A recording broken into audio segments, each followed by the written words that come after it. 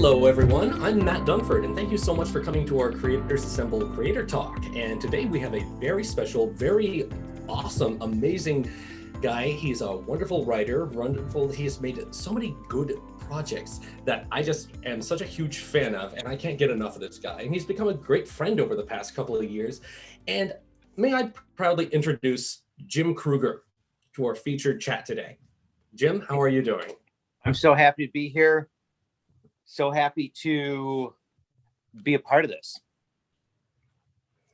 And it's so nice to actually just have you here today and just, join with this, because I'm such a huge fan of your work. You have great fans all over, and you've worked on so many monumental projects, and and yet you keep working it. You've been doing it for, well over just like 25 years now. And it's just, I'm trying to get more light on my face. So please continue saying such awesome, nice words.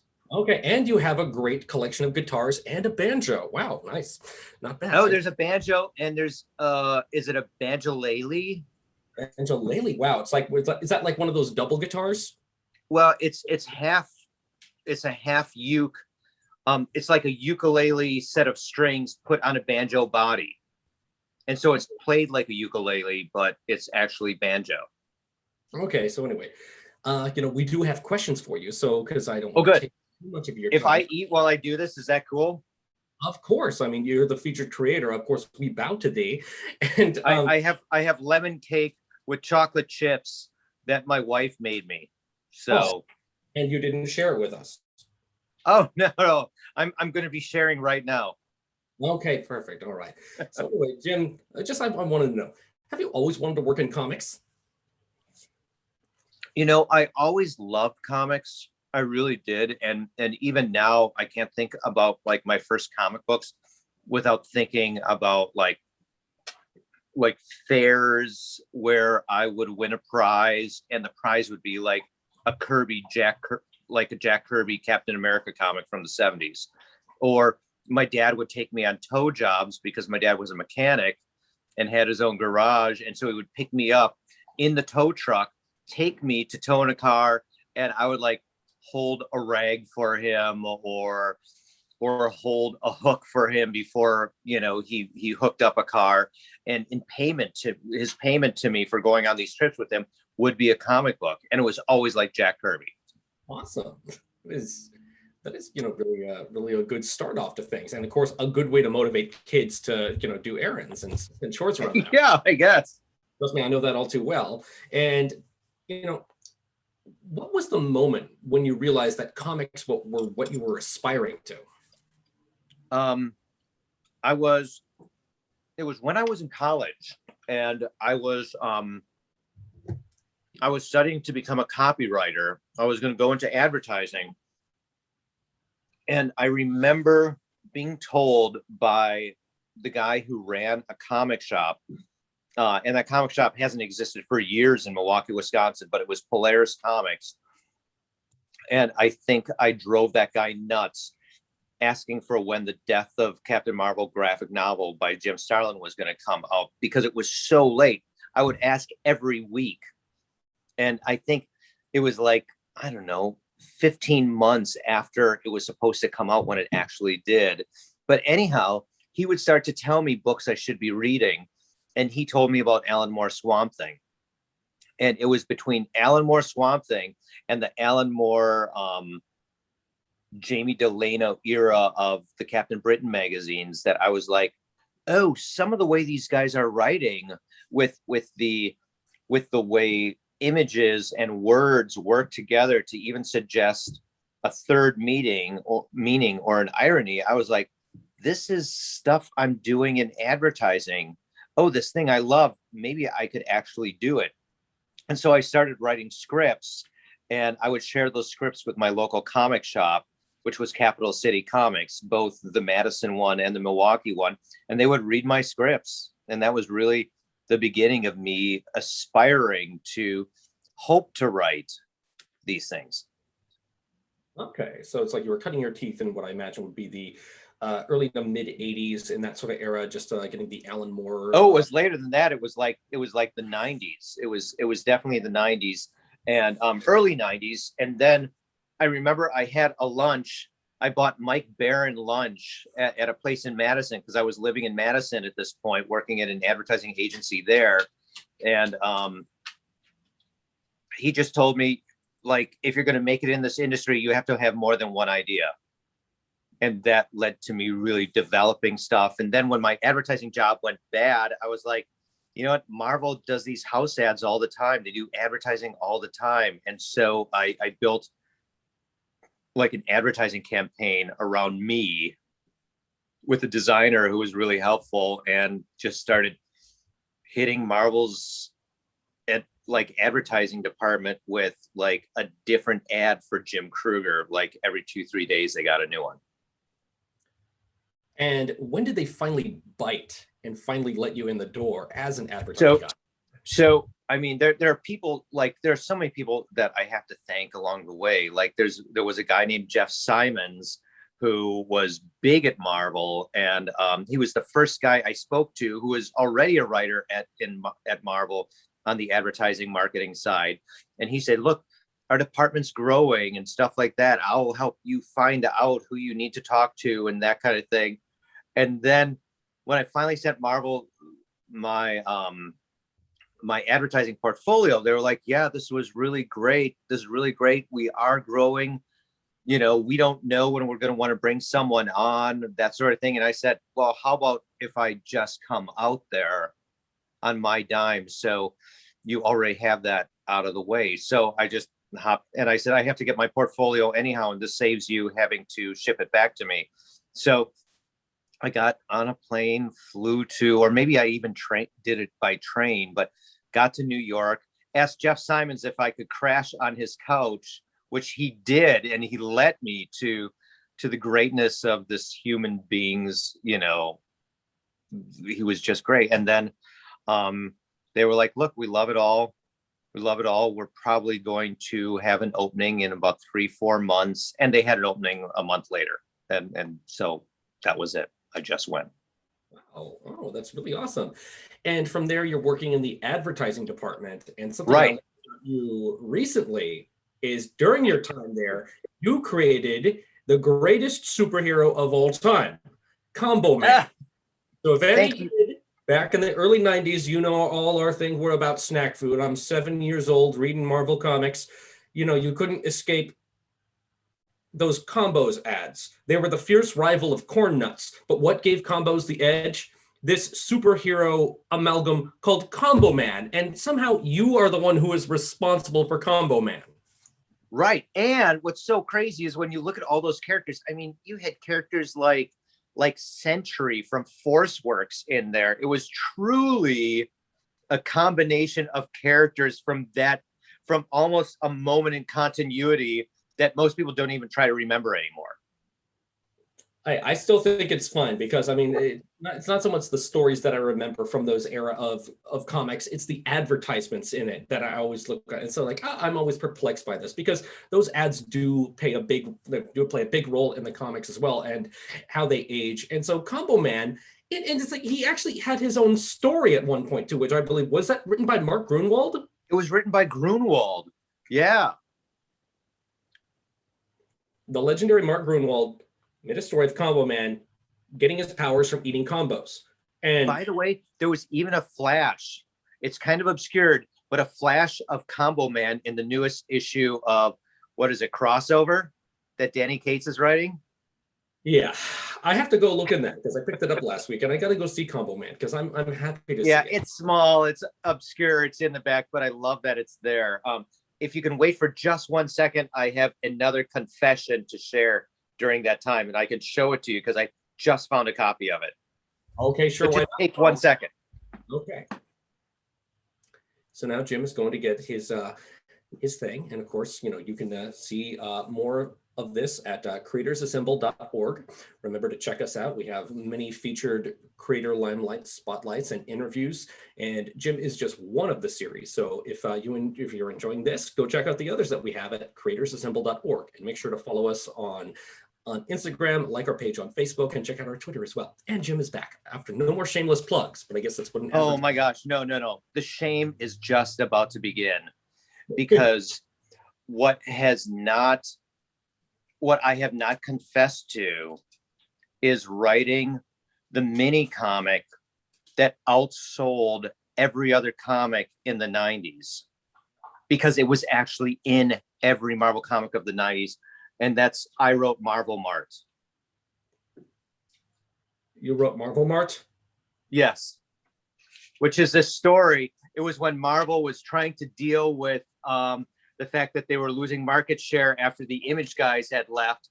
And so they were like, ooh, let's have a catalog. And it's a story about some guys who try to swipe some comics, and Spider-Man has to wait until they actually leave the store before he can stop them. And, you know, comic shops hated this so much. They were like, are you trying to steal our stuff away from us? But like, this has been it was in over 1 billion comic books. That is another beautiful fact. Oh, wow. And so the whole thing there is like, you know, you're getting in from, because you've been so versatile with your creative career. When did they actually start letting you write this stuff and making the jump from advertising?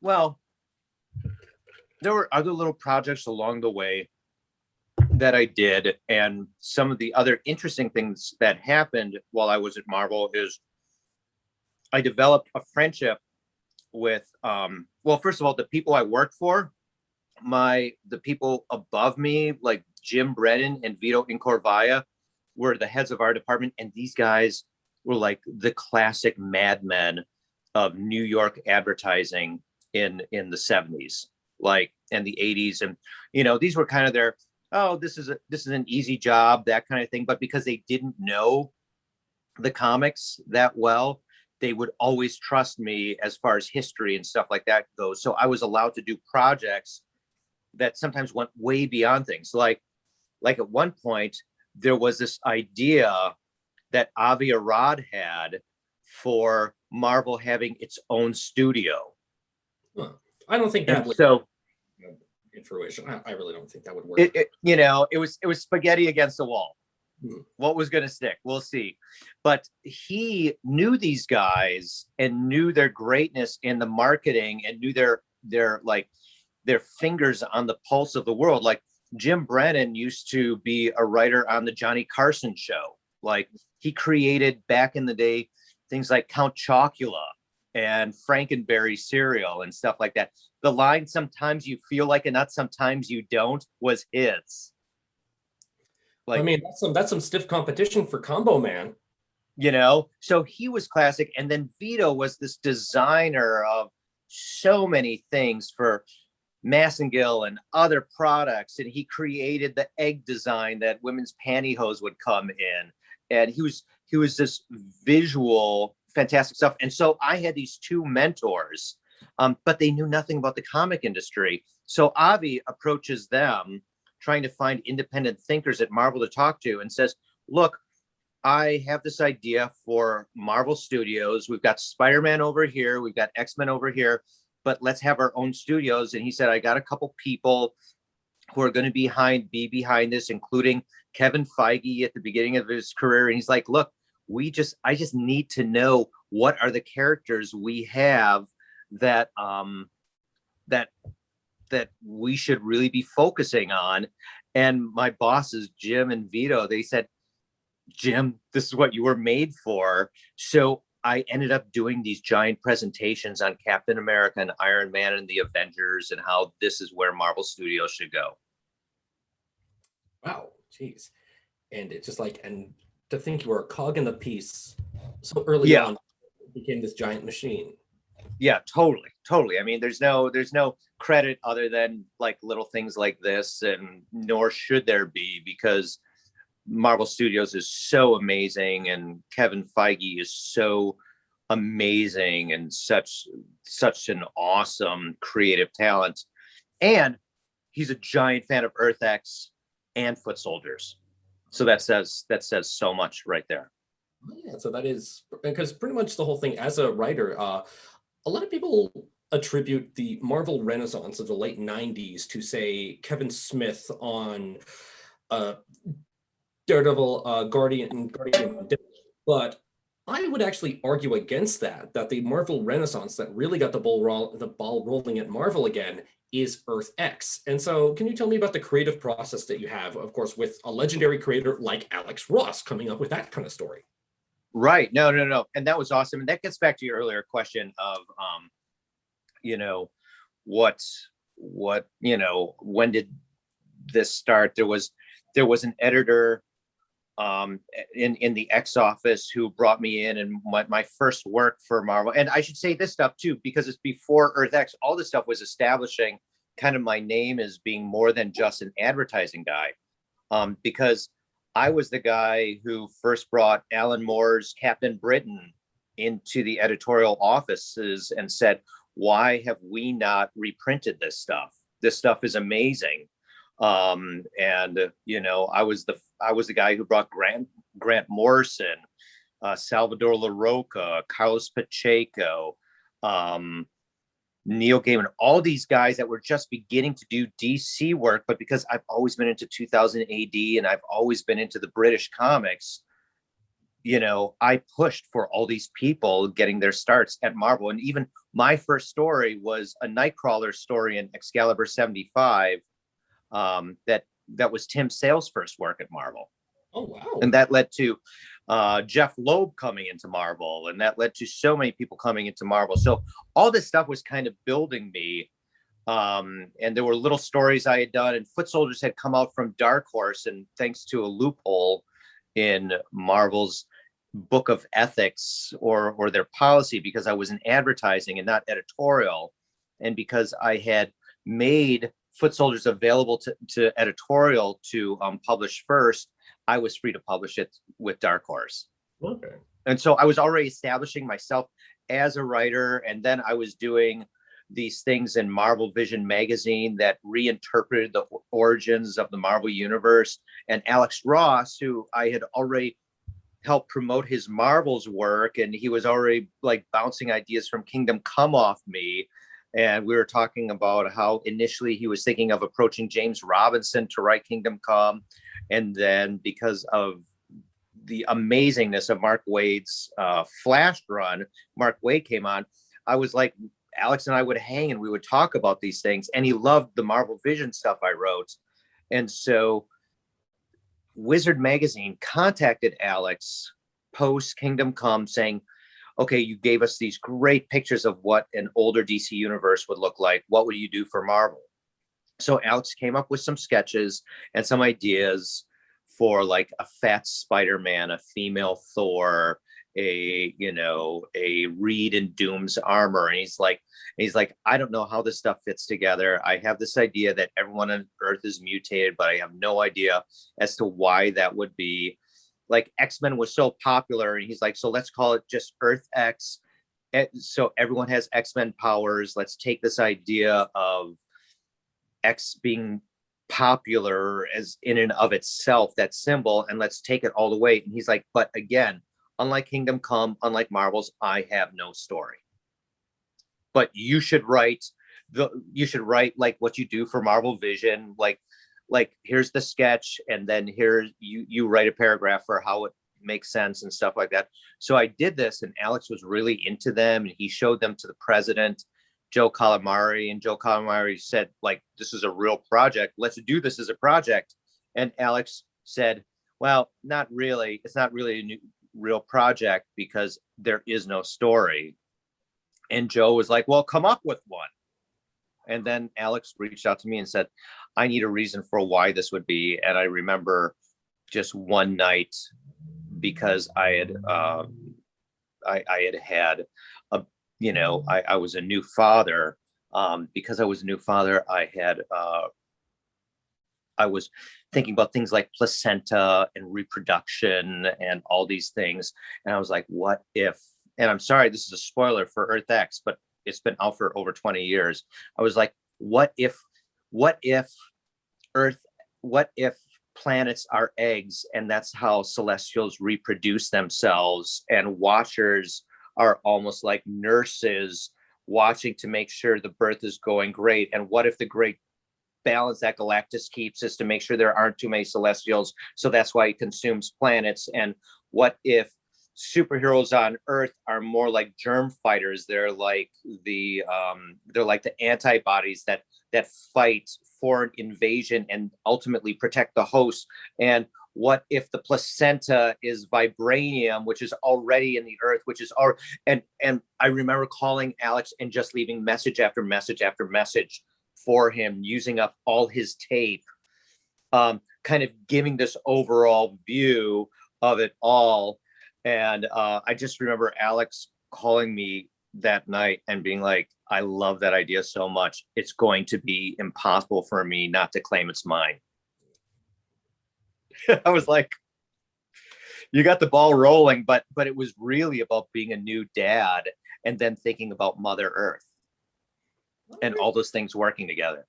The humble beginnings of a beautiful partnership between you and Alex. That's really awesome. Oh, yeah. Well, the humble beginnings even go earlier than that, because when I first started writing advertising for them, part of how they approached it was like I would be sent out to conventions. So I had just gotten to New York and was now being sent back to Milwaukee as part of Gen Con.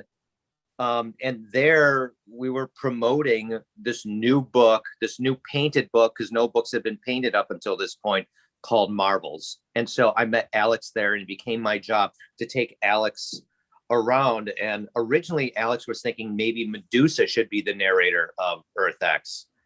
But in that first time we hung out together, all we talked about was Machine Man. And that's where I said, look, you and I originally bonded over Kirby's last hero given to the Marvel Universe. We should make it Machine Man. I love that character. You love that character. We're dealing with things like the Celestials and Eternals and Galactus. We're dealing with all these concepts that are so centrist to Kirby. Let's recognize, Machine Man too. And it was out of that the idea of like Machine Man linked with the Watcher, who blinded the Watcher, all that sort of thing began to really take form. Oh, that's really awesome. And honestly, like, what keeps the drive of creativity going for you? The drive of creativity, I don't know. It's just fun. There's new ideas to be had. I'll even watch a bad movie and be like, oh, but that's a really good idea. I really love that idea. And it transforms even the bad movie into something that I'm like, oh, I can't wait to watch that again. Awesome. And you've been so versed in not only comics, but you've done video game development and you've done filmmaking as well. It's like, which would you say is your favorite aspect of favorite medium of writing, and why? Well, I think I've done the most comics, so I think I probably understand that the best. But what's great about all of it is there's always a different way to tell a story. And so there are strengths to writing a script for a film or TV or comics, or I'm even doing some prose stuff now. I'm working on a collection of haunted Christmas stories of my own that deal with some of the great mythologies around the holidays, and both Christmas and Halloween, because I love them both. And there's a book coming out in the near future called Caped Fear, which links superheroes with horror. And I have a story in that too, which is prose, which is a blast. I'm thinking like, oh my God, I can't wait to be like an old man. And there might be some people listening who are saying too late, but the idea is I can't wait to be an old man and like writing novellas, just doing stories like that, and even approaching storytelling like that. I think like every way there's a way to tell a story has its own unique things, whether it's film, TV, prose, comics, radio, whatever. And there are rules for each of them that separate them. That's really great to hear, because like different aspects, different mediums have different rules, different writings, and I'm glad that you understand that. Now, just like in terms of projects, is there a mainstream project that is like the dream project for you that you would love to be involved with someday? I have. Okay, well, this goes back again. So many things come from childhood. The first comic I ever got was a Well, I should say that I mentioned my dad before, and my mom. What's so interesting about her is when you go back to her teen years, she drew romance comics that had never been seen. I shared them with Craig Yo recently, and he's like, these have to be published. Or like she would have this calendar where she would do a sketch of what she was wearing every single day in the calendar. And I have like 4 or 5 months of what she wore every day in the calendar. So my mom even brings this artistic comic book thing, even though she never thought that that would turn into a career for me. She did that, and that's cool too. I forgot the question. I'm sorry. The dream project that you'd like. Oh, the dream project. So my parents, my mom knew that my dad was a workaholic, total work ethic. His work ethic is amazing. And he knew, and she was like, look, you're going to miss out on the kids' childhood. I have one brother. So let's do a trip. They decided we're going to go to Disney World. So there we are in Milwaukee, Wisconsin. We take a train to Chicago, and then we're going to get on a train that that's like even got a sleeping compartment. I'm going to turn on a light here, and I think that'll be better. Good? Yep. Okay. Train to Chicago. Okay, so we took this train to Chicago, and we're going to Disney World. And there are two aspects to this that are important in answer to your question. One is probably my secret origin, which I've shared elsewhere a couple times, but the other one is when we hit Chicago, my dad was like, okay, I'm going to get you guys some comic books. So he got my brother Batman. Really cool. Everything looked amazing. It was probably drawn by Irv Novick or something like that. And he got me Superman, and I was so disappointed. I was so frustrated because Batman looked so cool. And little did I know that in that moment, it would lead my frustration with Superman to a point where I feel like I have the ultimate Superman story. I have the story that to challenge all stories, the one that no one would have guessed, but makes the most sense of the character and is so true to the character that just like so many people will come up to me and say, it's hard to believe that Earth X isn't the true story of the Marvel Universe, that this wouldn't be the true story of Superman. And I kind of begin where Alex begins with his love for the Superman movie.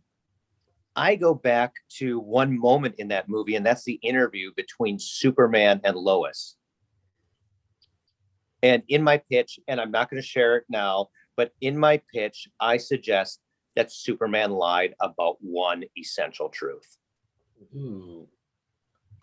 And it's in him confessing that lie that we get a story that ultimately spans an understanding of his origins through the creation of the Justice League into the Green Lantern Corps, and really kind of uses him as the sun, S-U-N, of the DC universe from which all things grew. Interesting. Just no truth, but there's still justice in the American way. And well, it's confession of a lie is truth. Yeah, fair point. And also, since we are talking with creators, of course, I mean, what are you reading lately? Like, what are you enjoying these days? Because you have to, like, I know you create stuff, but you have to get some enjoyment somewhere. Oh, totally. On the comic side, I've been a fan of Jason Aaron for a long time. I thought his Thor run was amazing, but I am equally enjoying the Donny Cates Thor run. I feel like that's the book that I want to, that's the first book that comes out every month. That goes to the top of the list. That's the one I want to read first. Yeah, it's been doing some really good stuff on Venom, and I'm sad to see his run go, but I haven't caught up on Thor, and I'm pretty should. I like his stuff. It's very fun. Yeah, I thought his, his stuff on Thanos was really fun. I thought the Cosmic Ghost Rider thing was really fun, but his Thor run is really, really great. And besides the comic side of things, what are your passions outside of the industry? Uh, I have I have lots. I mean, so much of my stuff has to do with storytelling all the time in all its forms. But you know, I love jazz music. I play saxophone. I used to sneak out of my parents' house, not to go to parties, but to go down to the Red Mill, where they would let me sneak in and sit in with the band at age like 16, 17 years old and play like songs like Song to My Father and Horace Silver and jazz standards. And I do that a lot. I love music. I love hiking. I have two dogs, one of which I kind of he's just okay. But the other dog, my boxer, Eartha Kitty, is the most miraculous dog I will ever have. Oh, little shout out there. And it's nice that you have so many hobbies as well. And yeah. And I love, like, look, I love movies. I really do. But again, that gets back to storytelling. Back to storytelling, perfect. And as storytelling comes up, are there any projects that you want to tease or discuss for the time being that you can say, or what you can say? There's this famous artist named Hebrew, Hebru. And I'm working on a project with him that I think, and some other artists and stuff like that, I think it may be the funniest thing I've ever written. Oh, so doing some funny stuff. Okay, that's like if like it's an if anything, it's my love for all things Shane Black. His scripts like Nice Guys and Kiss Kiss Bang Bang are some of my favorite movies of all time. And the way he, more than anyone else, is able to create really funny but still you take them seriously action films and buddy flicks. That's what we're doing on this project together, and I love it so much. And I'm definitely going to check it out because I do love stories of that vein. And since you are a successful creator, and thank you, thanks for that. okay, you're a successful creator, yeah, and you've made a lot of wonderful projects over the years, and I'm sure you're influencing many people out there. So what would you say is the advice that you would give to aspiring creators in this space that want to follow their passion? One, don't be afraid of notes, but at the same time, don't listen to every note you're ever given. It's like, I would say, some people tell you what they would do with a project. That's not a note to listen to. You want to find the person who understands what you're trying to do and can suggest a way for you to make it clearer or better or take it to another level. Someone who can inspire your story with thoughts of their own. It's like at some point we need to take the pride out of ourselves and put it into the projects we're creating. So that's the first thing. The second thing is befriend your editor. Editors are so important. And especially if you're getting a chance to work with Marvel or DC, don't be a prima donna. Their job is to make your project better. And if they're doing your job, you look better. And so being gracious and kind and loving to and respectful to their notes, instead of thinking so much better, it's like they're story generators and story, purveyors and people whose very being exists so that you get the credit for a better project than it would have been if they weren't involved. Really wonderful advice. And overall, as a creator, since you're always creating, what do you want to give to the world that you'll be remembered for? I don't know. You know what? I don't know if being remembered is as important to me as being enjoyed. Good point. It's like, yeah. So, I like after I'm dead for 50 years, I hope that, there's a better version of Earth X that's out there, or else, it's just that thing, Yeah. Jim Krueger, he's here for a good time, not a long time. There, that sounds good. I think that's, that should be a bumper sticker on my car.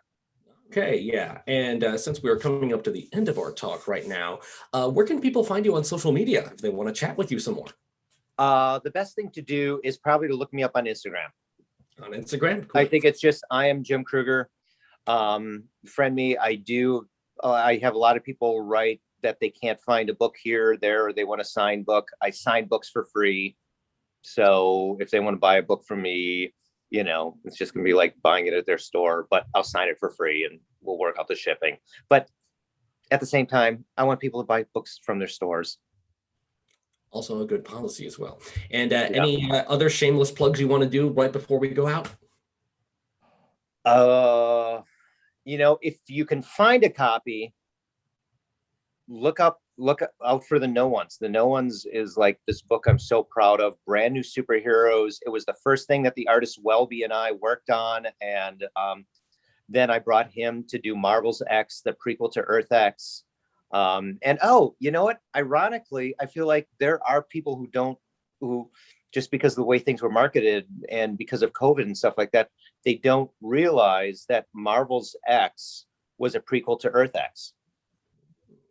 Yeah, because I had kind of had that too. Because I was like, wait, is it more Marvels or is it more Earth X? It's like Alex Ross is part of both. It's like an in-betweener, but it's like, yeah, but I felt it was. Yeah, when I look at the covers now, I feel like the X should have been the Earth X juxtaposed against the Marvel's logo. So you would have had both worlds and it would have been at least more kind of clashing the idea of the two together. But it doesn't matter. It's all good. We got to tell the story and, we're so proud of that story.